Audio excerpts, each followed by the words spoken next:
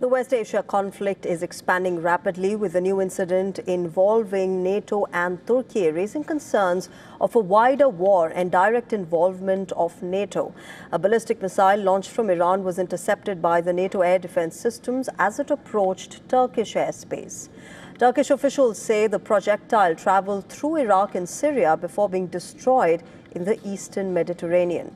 This incident is significant because, remember, Turkey is a member of NATO. Under NATO's Article 5, an attack on one member can be considered an attack on the entire alliance.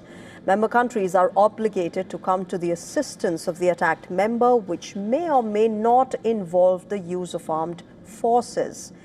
It was first invoked back in 2001 after the 9/11 terror attacks against the US. But NATO Secretary General Mark Rutte says that the alliance deliberately keeps the trigger for Article 5 ambiguous. In an interview with Newsmax, Rutte said that the uncertainty is intentional, designed to deter adversaries from testing NATO's resolve. He in fact stressed that the alliance remains ready to defend every inch of NATO territory if necessary. The US has backed Turkey following this incident. Secretary of State Marco Rubio has called the attacks on Turkey's sovereign territory as unacceptable and pledged full American support. The conflict has been spreading beyond West Asia, with Washington claiming that one of its submarines sunk an Iranian warship in the Indian Ocean. Defense Secretary Pete Hegseth said Iranian frigate Iris Dena was hit by a torpedo while operating in international waters. Sri Lankan authorities rescued 32 sailors, but many others remain missing. As per the Pentagon, this was the first time since World War II that an American submarine has sunk an enemy vessel.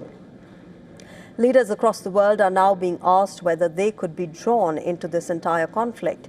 Canadian Prime Minister Mark Carney said that Canada will stand by its allies if necessary, and added that he's not ruling out military participation in the ongoing conflict. So one can never categorically rule out participation. We will stand by our allies when it makes sense. There's a distinction between the offensive actions that were taken and are being taken by the United States and Israel, that were taken by them without consultation with Canada, with other allies, and we're not party to those actions. But we will always defend Canadians. We will always stand by and defend our allies when called upon. Meanwhile, Australian Prime Minister Anthony Albanese said that military assets have been deployed to West Asia as a contingency plan.